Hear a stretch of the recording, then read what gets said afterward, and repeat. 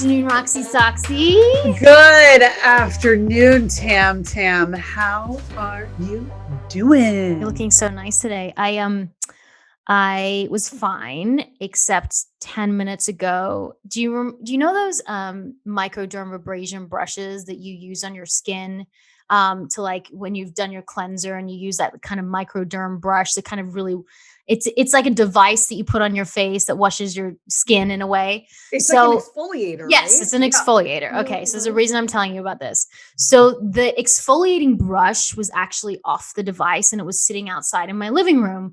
And the device, when it doesn't have the exfoliating brush, has a little gadget in the middle that just twirls by itself.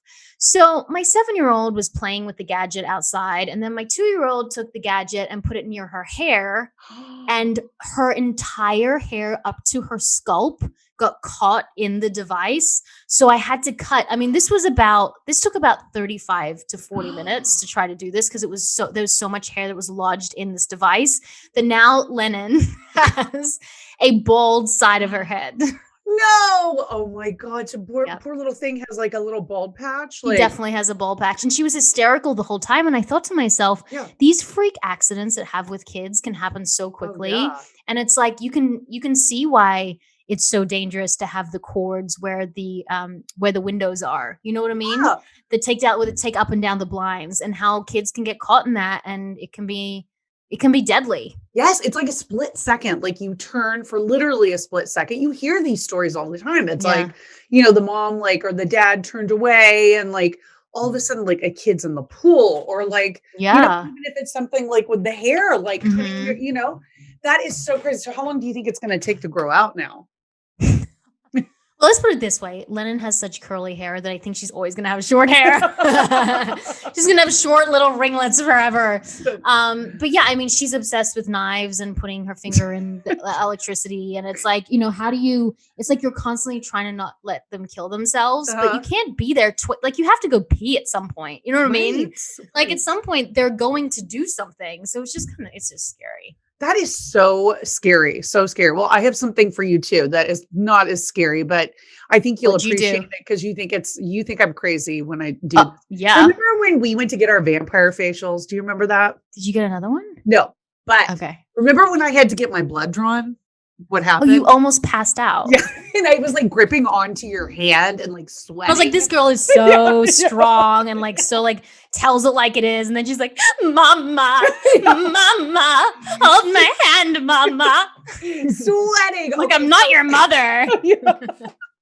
Totally. So I had to go in for my like yearly physical, which I've been putting off. That's why you're so sweaty and late. Yes. So sweaty and late. So I went. Okay. So I finally psyched myself up. I had to get my blood drawn. Like they took like 5 or 6 vials. It was awful, right? Like nightmare. So then I was like wondering, I'm like, I haven't gotten my test results back yet. Like what's going on?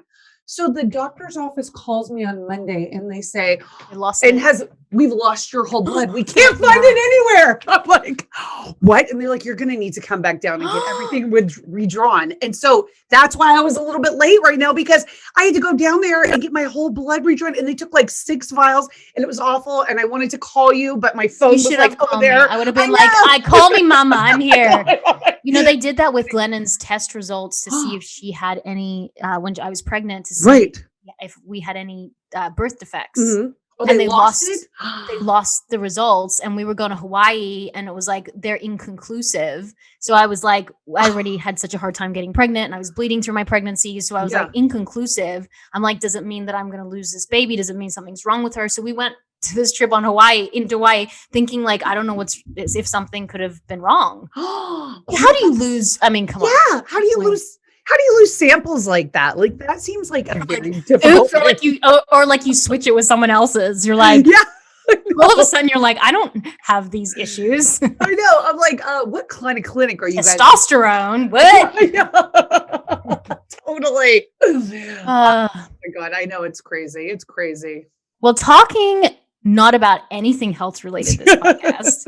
I said to you the other day, I was like, I want to talk about design, because I feel like since I've become a mom, I've really lost a little bit Oh, of a sense yes. of like even what I wear, my fashion, even my house. Like before I had kids, like I had like everything was Jonathan Adler, everything was all these different amazing designers. Kelly Weisler. I just love Mhm. design, and it's not like I don't love design now. It's just I'm so exhausted to like even think about like making my space nice. But I do know that when your space is beautiful, when it feels good, when it resonates with Mhm. you, you're able to work better, you're able to be happier. You know, it's like your space is super important. So we're going to talk to Kaleigh Foy, who's an interior designer who has Ooh. done everything from the Marriott, Hilton, Hyatt, Intercontinental, Starbucks. Creates beautiful spaces for every client. She designed where we're staying right now is called the Landing. She designed these amazing apartments that we're in right now. So we're going to introduce her and talk about everything design. Get your question. Yay! I love it. Welcome, Welcome. Kaylee. Hey, thank you for having Yay. me. So fun. Okay, Kaylee. So how did you get into all of this? Like amazing world of design. Like, was it something you always wanted to do? Or was it something like you showed signs of like when you were young? Like, how did this whole thing come about? Yeah, so I honestly, as a kid growing up, I was like always interested in like the normal kid stuff, right? Like I always like thought it was going to be like with pets or like something that was more active. Like I Mhm, danced a lot as a kid, but when I was looking back on it, kind of reflecting, is how did I get to this moment in my life? mhm. There were instances when I was growing up where I had like one of those like Fisher Price plastic doll houses, right? I think like everyone in like the 90s that grew up Yeah. like had one of these things.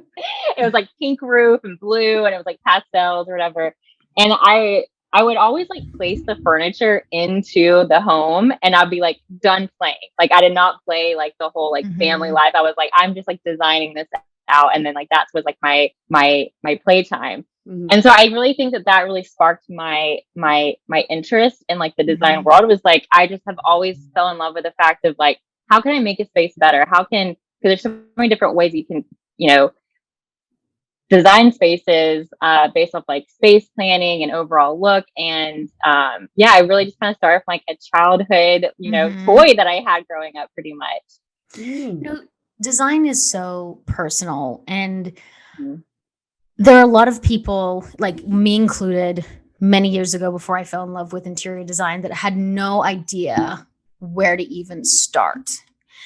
So, for people who have no idea where to start with interior design, but they know that they want their space to feel more personal, beautiful, connected in all the different colors and tones and textures, what is the easiest tip you could give to someone who is trying to design a better space?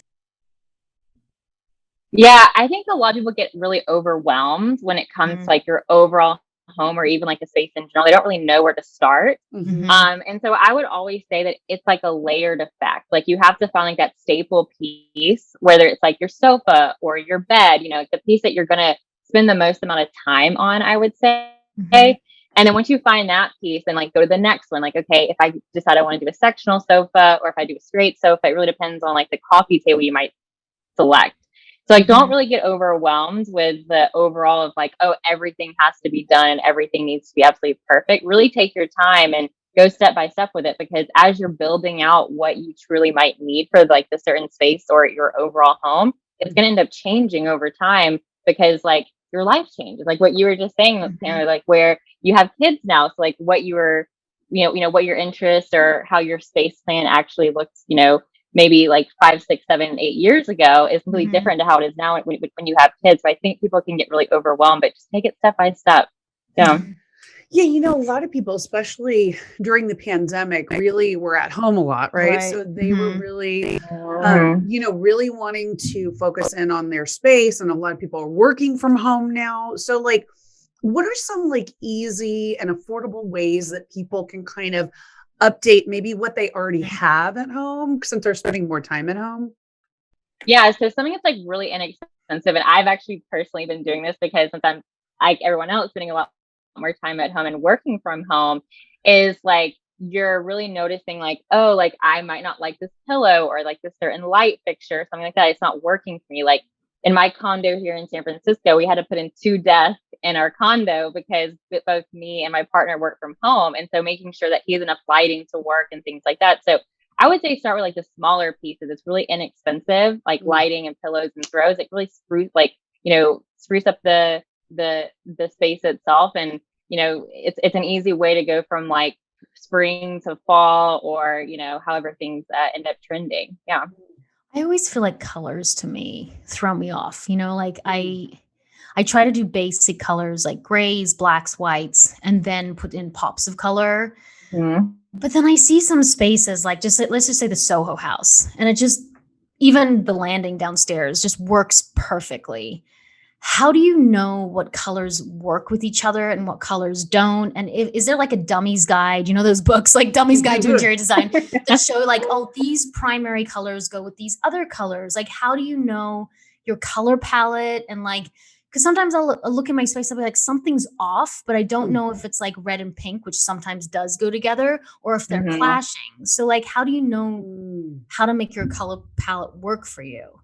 Yeah. So honestly, I think that there's more so of like the tone that you're going with. So there's like cool tones, which is more grays and blues, and like, like where it seems like a colder space, versus like warmer tones, which is where we're kind of seeing trends go now, which would work more with like browns and taupes and have like that orange and yellow type of feel. So I think it's where a lot of people get kind of confused. Is like they try to match cool tones and warm tones. And so you really have to be able to notice, do you want to go more gray or do you want to go more brown? Honestly, I think that that's like, because like you can kind of mix the colors, like when it comes to like, you can still pick like a yellow or a blue that is more warm, or a yellow or blue that's more cold. It just depends on like what is like your overall like wall color or your sofa color, and then kind of go from there to like what is your tone that you're kind of going with. It's funny. Over the last, as you were saying earlier, like 7 to 8 years, our lives have changed. Like Tammin and I both have kids. We've got dogs. I have 3 dogs. I have a gigantic puppy who's like 90-pound German Shepherd running all over the place. So, it's like a zoo over here. So between the kid and like the dogs.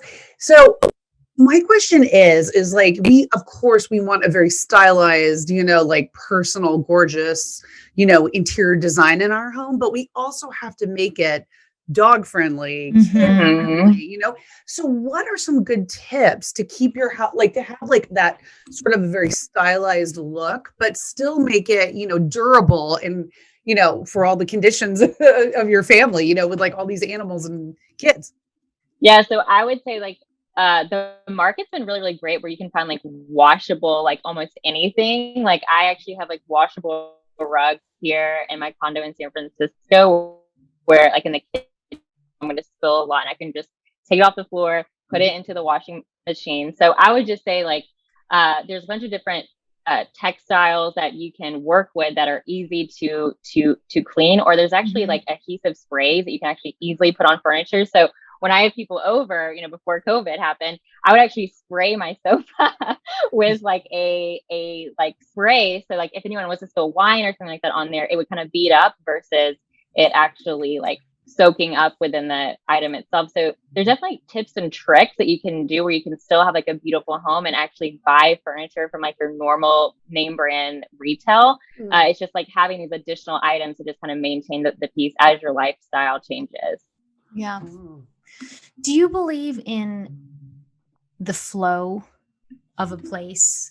Oh my God, yeah. Okay, so what is a bad example of a flow of a house? Yeah, so one of the things that I see a lot of, like specifically when it comes to just like furniture pieces, and I do see it with like construction as well, because I do have a background with like architecture and things like that, but people typically, like it's kind of like eating food, like your eyes are bigger than your stomach. Like people tend to put much larger, bulkier furniture into their homes because they're like, oh, like I want to have this huge sofa because it's super comfortable and whatever else. But the space that you actually have might not actually fit it really nicely. So you might say, hey, instead of doing this massive sofa, let's do a smaller sofa or a medium-sized sofa and put a couple of chairs around. It also breaks up the seating area as well. But I think a lot of people try to cram a bunch of stuff into the space, and I'm definitely more of like a functionality designer before it comes to like actually looking good, because if it doesn't function properly, you're going to hate it, even if it looks great or not, you know. But making sure that like what you're actually putting into your home makes sense versus just being like, I'm just gonna go with this big sofa, this big bed, because that's what I need. It all has to work together. Right. So are there any, oh, by the way, I do love a good comfy sofa. That just sounds so perfect right now. Where can we fall asleep on the sofa? Oh, that's like a dream. But what Landing sofas are nappable sofas. They're the perfect. That's where my husband sleeps right now. I mean, like he starts in the bed with me, and then he always goes to the sofa because he makes so much noise. He's so loud, so he goes and sleeps on that sofa. Oh my yeah, gosh. honestly, when we had our landing sofa, when we got the sample in of our very, very, very first sofa that we created, we got in our office. I made my boyfriend sit on one side of the sofa, and I like put my feet up, or like I was like, rub my feet, because I want to get the whole feel of like, you know, if I put this into a home, what is it going to look like? How's it going to feel? You know, so yeah, nappable sofas landing. Yeah. Oh, that's the best. Well, what are some, I mean, we were talking about furniture pieces that we actually love, but what about furniture pieces that you do not love? Like, what are some no-nos to you for furniture? Oh, that's a really good question. I can't really think of anything like off the top of my head, but Like, do you hate futons, for example?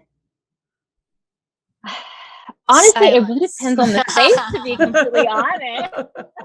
I mean, like, it really depends, like, the functionality of like the futon. Like, personally, I don't see a need for a futon, but I just don't want people staying in my home. Like, I'd be like, go get a hotel or go get an Airbnb or go get a landing or whatever. But at the same time, I'm just kind of like, if it works for you, it works for you. I don't think that there is a furniture piece that I can necessarily say is like not a good piece. But again, like, if you don't need a futon and you prefer a sofa, get a sofa. Like, don't get a futon, because like, you know, it really needs to fit what the actual need is. Again, I'm more functionality than what it is of like, is it pretty or not? Yeah.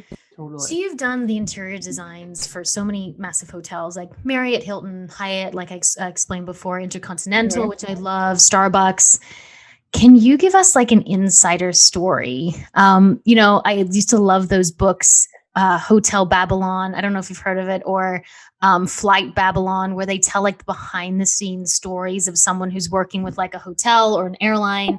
Is there any interesting stories you can tell us? You're like, maybe you don't have to tell the hotel in case like you get in trouble, but tell us some rich, dirty, good stuff that happens behind the scenes. Cause I bet there's so many things. There must be, right? It must be an interesting job. Yeah, I mean, definitely. So when I did Marriott and Hilton hotels, I did a lot of like the mainstream hotels. It was the like Spring Hill Suites, Fairfield Inn, Town Place Suites. It was kind of like, it's called limited service, is like their actual line. And so we would see a ton of people across the US. We'd have a ton of clientele. It wasn't like, you know, it's kind of like everybody in America can stay in these places.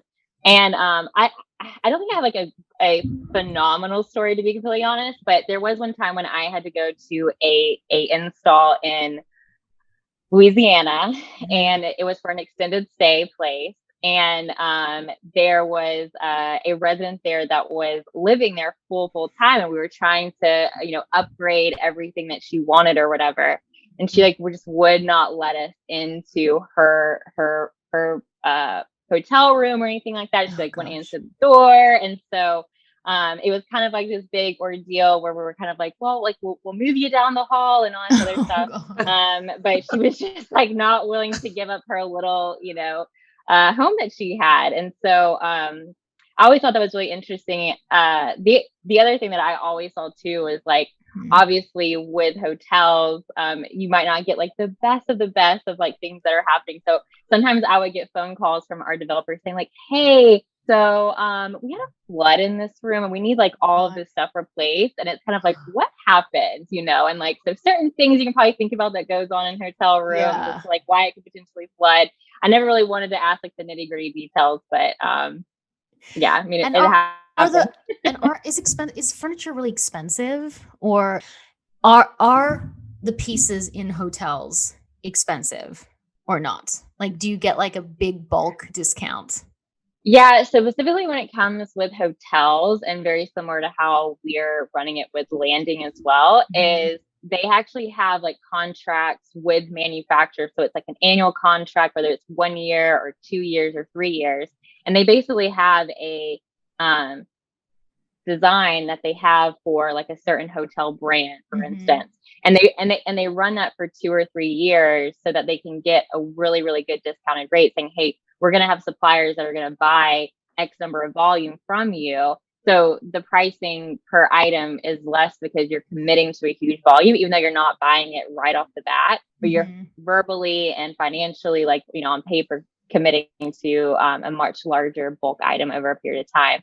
I would say, like, because I did purchase for some Marriott and Hilton hotels, or actually that was part of everything that I did, honestly. Mhm. But I think like our sofas. This was of course back in like 2016, and Mhm. after that or before that, I believe like our sofas were like $350 for like a town place suite sofa. So not to say like it's like the best quality, Mhm. obviously, like, to have like a residential feel, which is definitely what landing's going for.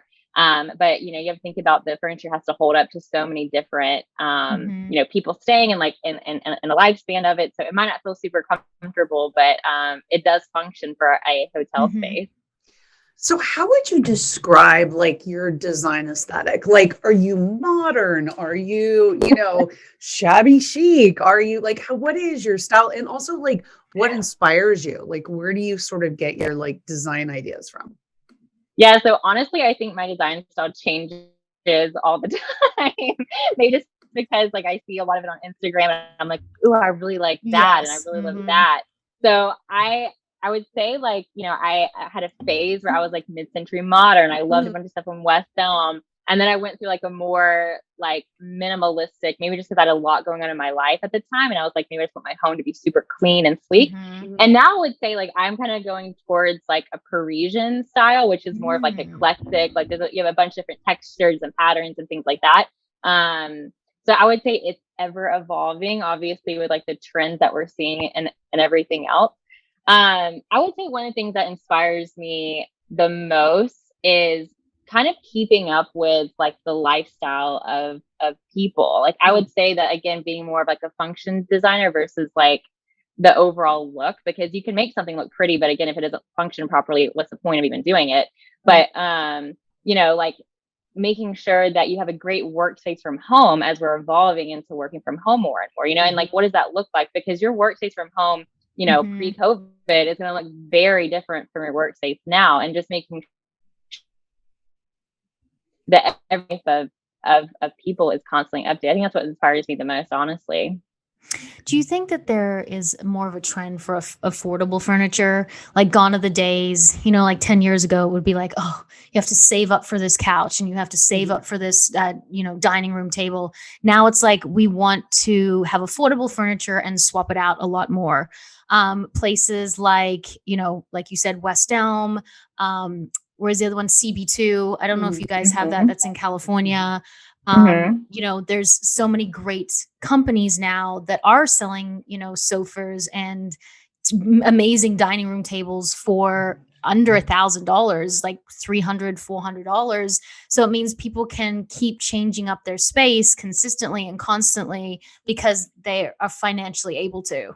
Mhm. No, yeah, definitely. And from like a manufacturing standpoint too, that's what retailers want, right? Like they want you to have to like buy something every 2 years or every year, or every 6 months, right? I mean, that's how they stay in business. So not to undermine that, like they might not have a great quality because it's not contract grade, which is what landing provides, but they want you to continue to go into their retail store and refresh your home, and give you new ideas and things like that. And with that being said, it has to be affordable, because like if you go buy a $7,000 sofa, you're like committing, right? Like Hmm. you're like, I'm not gonna buy any sofa for a really, really, really long time. But it's more reasonable if you're like, hey, I'm gonna go spend $1,200 on this sofa. I can change it out every 3 years, which is what the Hmm. retailers want you to do. Yeah. So, since people are working from home a lot more now, what are some like easy ways that people can update their home office or their Mhm. home workspace? Like, what are some things that people can do, short term to kind of like bring it up to speed for their needs now? Yeah, so I would say like one of the requests that I hear a lot from people that, sit at a desk all day, specifically one at home, is they want a really good chair. Like they need something that they're like, okay, Mm. I'm sitting here for like 8 hours. Like you got a really good chair at your office more than likely, because they're providing you with great furniture. But when it comes to your home, you want to have a great ergonomic chair that works for you. And from like a design standpoint, I personally don't like the big bulky black executive Mhm. looking chairs. Like they function for some people, but finding a great chair that also looks good, because like I'm sitting in like my living room and kitchen at the same time at my desk right now. If I had one of those like big ergonomic rolly cash chairs, it wouldn't look so good. So I have like this cute little like blue chair that I'm sitting in that's super comfortable that I can sit in for hours at a time and not, feel like I'm hurting my back or my ass hurts or Mhm. whatever. Yeah. So I definitely think upgrading like your chair, and then also your lighting as well. I think the lighting is something that a lot of people don't necessarily Mm, think of a lot of the times. It can really like it sets the mood for different things. Like your Mhm. senses are like they're triggered by so many things like noise, Mhm. sense, lighting, and it can really set the mood of like how you feel in that overall space. mm, Yeah. mm. Do you think design these days is much more gender fluid? And gone are the days where this was very masculine, this was very feminine. For guys, it was all about the wooden table and the black sofa that was leather. Cause like I know now for me, like I love the idea of like a dark brown sofa, like in my office, with a bit of a pop of red or pink or whatever it is. So do you think that the trends are definitely changing and everything's much more fluid? Yeah, I definitely think the trends are changing to where they have to be gender neutral, just Mhm. because like there are a lot of like people that maybe aren't getting married as often, or they're living in apartments, and they are, they're kind of trying to find those good pieces that can like last them like a really long time. But I also think just like people in general are definitely changing. I don't think guys are like, oh, pink is a very feminine color. Like Mhm. it could work if the whole space works too. So even though like, I think it's kind of both, where it's like the trends are changing to be more gender neutral, but also people are just being more open minded about saying, oh, that's not a girl color. It's not a boy color. It's not a masculine or feminine. It's just, design. I mean, You know, women wear blue all the time. Don't you wear blue all the time, Roxy? I do. We actually have a lot of blue, and it actually sort of like ties into my next question, which is for couples, because I know when my husband and I got together, we sort of had to marry our two styles. We were like we had to take pieces from him and then pieces that Mhm. I wanted, and to kind of so how do you kind of meld those two things, without wanting to divorce each other, within the first month. Then that's a bad marriage, Yeah, yeah, guys. yeah. If it's come down to the Or maybe, or furniture. maybe it's a shock. You're like, what do you mean I have to share everything with you? Yeah, and like honestly, I actually get that from my relationship as well, even though like I'm like, dude, like I do this for a living. I know what you're gonna like, but I do have to like listen, obviously, like what his wants are and kind of give and take with it. But definitely with like our sofa, I would think was like a big kind of thing in our relationship as we were trying to figure out which one that we actually wanted to buy. And honestly, our like number one thing was, can we both lay on it and like not touch each other? Because I was like, you have your space and I have my space. And like same with like our bed, like having a king size bed, maybe not like a necessity in our household, but it's just kind of nice as to like, okay, I don't have to touch you, you don't have to touch me, and so being able to compromise, or like even like Mhm. in our home now that we have like my my boyfriend is has like a lot of like sensory overload type of ordeals, which is why I'm like very aware of it. But he likes Mhm. to have a chair that he can kind of move in a little bit sometimes. So I was like, okay, listen, I'm gonna find a great chair that you can like Mhm. swivel in and rock and everything else, but I'm gonna find like the one that I like, but I'll compromise in the fact that you want Mhm. something that you can kind of like adjust yourself in. So yeah, just like honestly, and having that type of communication too, like with your significant other, of like, what do you really want, and then compromising on again the the design is like, it doesn't have to be masculine or feminine. Like you can bring in like things that you both like, but again, it doesn't function properly. You both are going to hate it, Mhm. So my favorite designers, American designers, are like Jonathan Adler, Kelly Weisler. Uh-huh. Who are your favorite American designers? If you could have your top pick. Yeah, so I love that you even said Kelly Weisler as well, because I Love her her. Instagram. Yes, like I find so much inspiration from her. I love that she is very bold and doesn't mind taking risks with things. Like she can literally pull like the most random pieces and put it into a space and it looks phenomenal. And I really appreciate that about her, is like she's not scared, and it's almost like she doesn't even care. She's like, I know what I'm doing. I'm super confident in it. And either you hate it or you don't, but again, I love that she's definitely more of like an artist when it comes to like interior designs. Like she looks for really cool, creative pieces. Which I would say is like one of the things that is really hard to do when it comes to being a designer, is like really putting all the artistic pieces together and actually making it work. Yeah, it's funny on the sort of more minimalist side, because that can also be done really well. Yep. Like kind of just but still like make an impact and make a statement. Are there any designers on like the minimalist side that you sort of enjoy? Honestly, like I can't really necessarily think of like a more minimalistic designer that I follow, because I feel like I love looking at textures and patterns and colors and like the boldness. Even though I really am intrigued by Kim Kardashian's house, because she is very, very, I love them. like, I love that minimalist minimal style for sure. It feels like a hotel though. Yeah. Yeah, but it is like, it's super minimal. So it's almost like I wonder how they function in that home, to be completely honest. But yeah, I'm definitely more in like, because I guess like my trends have changed to be more like the Parisian style of like having interesting pieces and things like that. I'm definitely more into designers that are super creative when it comes to putting pieces together. Yeah. When you walk into someone's house, what do you think design tells you about a person? Like, can you automatically, like if someone invites you over, that's the scenario is you're a new friend, walk in, are you like, oh, I can tell this about a person's space? Because you've been in this field for so long now and you've worked with so many different places and on different projects. Like, can you tell a lot about a person when you're there? Yeah. So I definitely think I can kind of feel for like their mental health, I would say. Like if it's kind of it's kind of messy behind me, but I'm happy. Is that okay? Yeah, because I definitely feel like home is like a safe space, right? So it's kind of like you make it yours. And so if like you're kind of chaotic in your mind, like that's how it's going to be in your home, or if you're more like straight laced and organized, it's like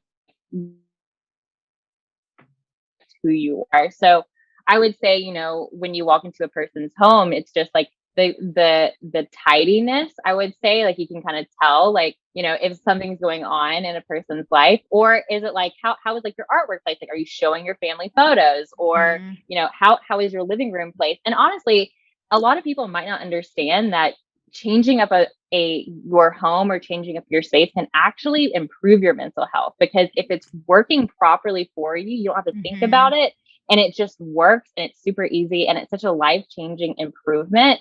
So where like when you come home, you're in your sanctuary, and it's not like this total chaotic space of like, you're like, I have so much I have to get done and super overwhelming. You can just kind of focus on the rest of your life. I love the idea of sort of bringing in things from outside, like inside as a design element. For example, like the plant behind you and like, flowers and things like that. So what are some of your tips on like bringing in like sort of the outside inside? And then are you a fan at all of like fake plants?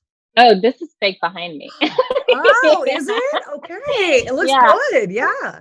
Looks really nice. Yeah, I'm totally down for fake plants, because I'm someone who I don't have the time to maintain a plant, but I do know it's a huge trend. Like people love to like have a ton of plants everywhere. And honestly, I again, it's one of those things about like your mental health is like bringing the outside, and considering like for the longest time we were all spending so much time inside, like having things like that to just remind you that there's a whole world out there is really nice to have.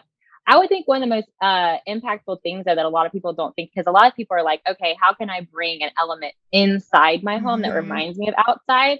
But the biggest change you can make is just open your windows. You know, don't have like huge drapery on them or anything like that. Like let the natural light come in, because then you can like really feel like that whole like inside outside type of feel. And of course, like when you do that, you can bring like real plants in if you want to, but no way can I maintain. I know, mine always die. Always.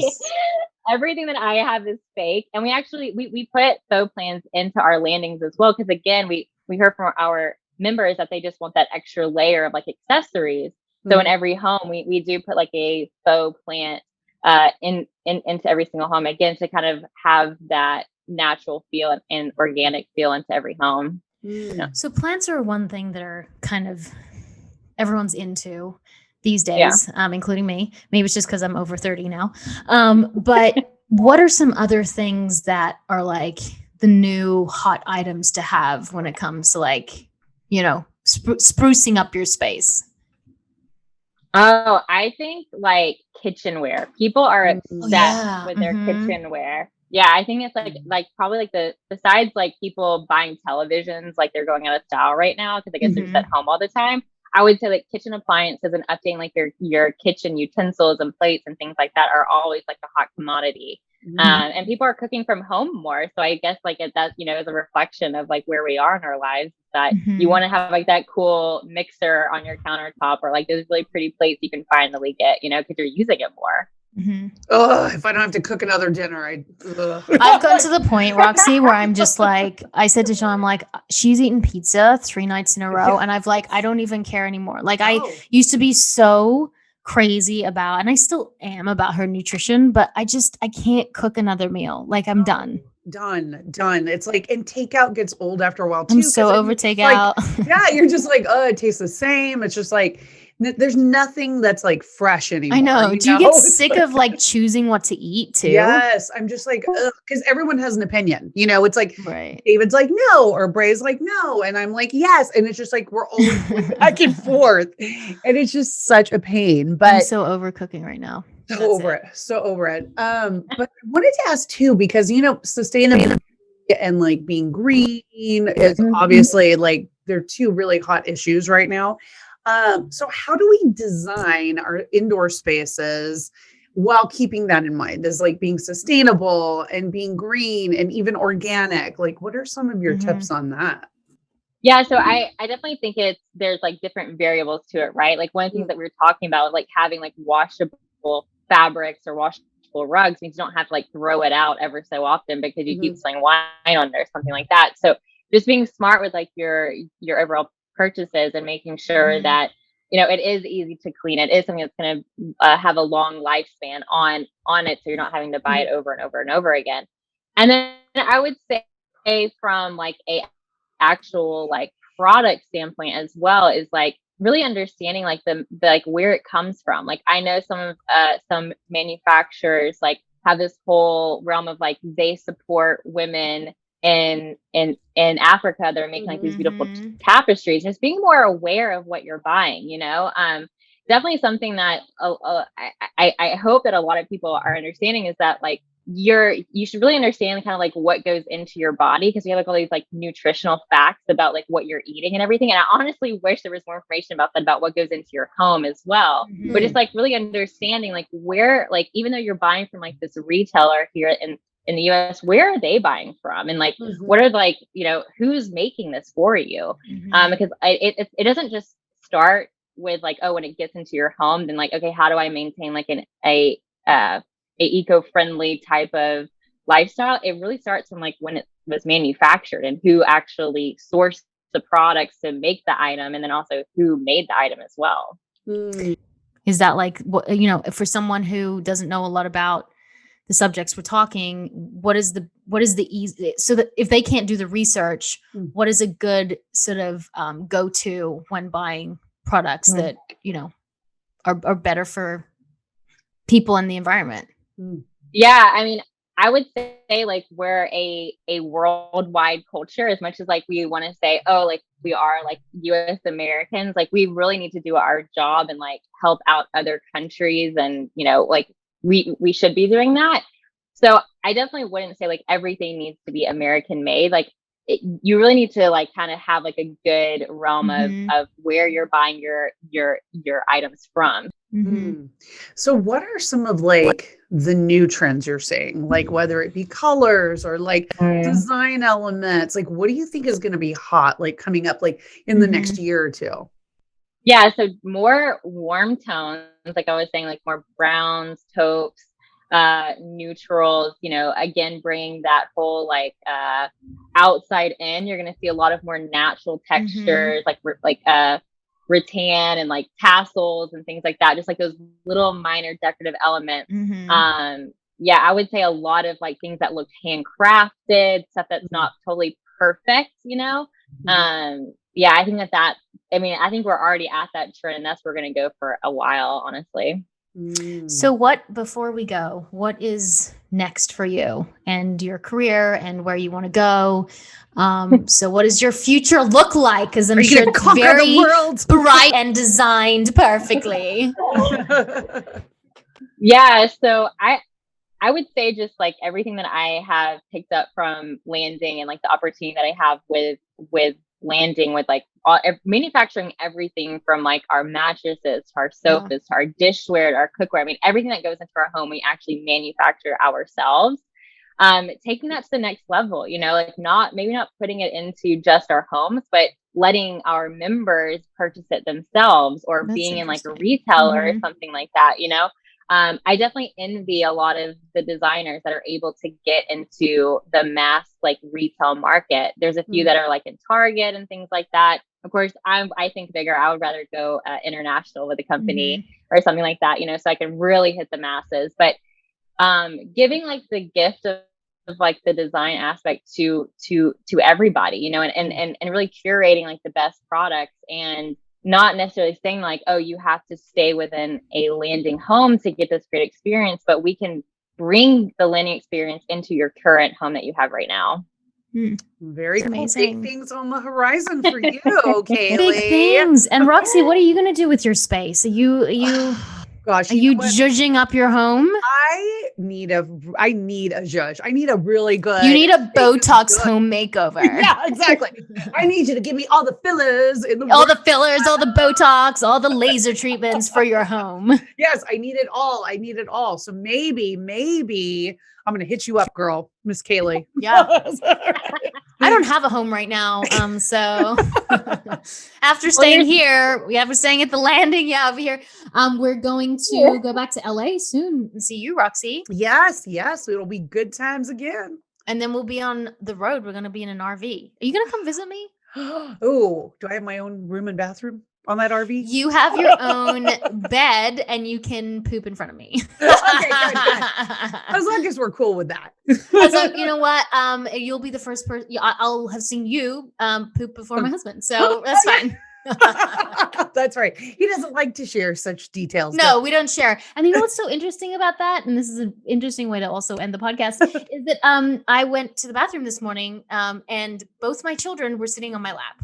So that never happens when he's in there. Everything is locked and bolted 3 doors over. So you can't even get into the first door that gets into the second, that gets into the third. But both children were on my lap. So that sounds just about right. # mom life. Right. Well, on that non-design note, Kaleigh, can you let us know where everyone can find you, your website, and just how they can get in touch? Yeah. So I would say, like, for one, just to check out the Hello Landing website. It's hellolanding.com. I actually have a personal Instagram, but I don't really post any like design items on there, but it's KMFOYYY. And then I do have a small website, KaleighFoy.com. Amazing. Nice. And guys, don't forget to rate, subscribe, and comment. And also let us know what you want to see next, because we've had a bit of health. We've had a bit of interior design. We're going to have some money talk coming up, Roxy. Yes, I'm I'm very excited too. excited. I need And to we have get a the few- finances in Yes, get the order. finances. We got a few amazing celebrities also coming on the show, so I'm excited. I'm excited too. But yeah, you guys need to stay in touch with us and let us know what you want. Topics, Yeah. people, guests. And I'm glad you Whatever. didn't pass out because of all the blood that was Yeah, taken thank today. you. Thank you. I was very worried about it. I kept like looking down at my arm. I'm like, oh God, oh God. Have you passed out before? Oh yes. Oh, I've had to be like, I had to, every time they do it, they lay me out on the exam, lay down, and they tell me time and time again that they have 2-year-olds that they do this to that are better than I am. Yeah, no, you were pretty bad. Yeah, it's pretty Like bad. I was actually really happy that I saw that because it made me realize that you have it's always good to see a little weakness. I mean, coming out of my skin. Yeah, and I show you my weakness all the time. So I'm really glad that I've seen yours. So now I don't feel as intimidated, Roxy. You have blackmail material now. You have I do. blackmail material. Well, thanks everyone. You can find us on Women on Top Official on Instagram. And Women on Top podcast on Facebook and Women on Top, our group on Clubhouse. Yicky wow wow. I don't even know what that was. And I am Tammin Sursock. And I am Roxy Manning. And we are Women on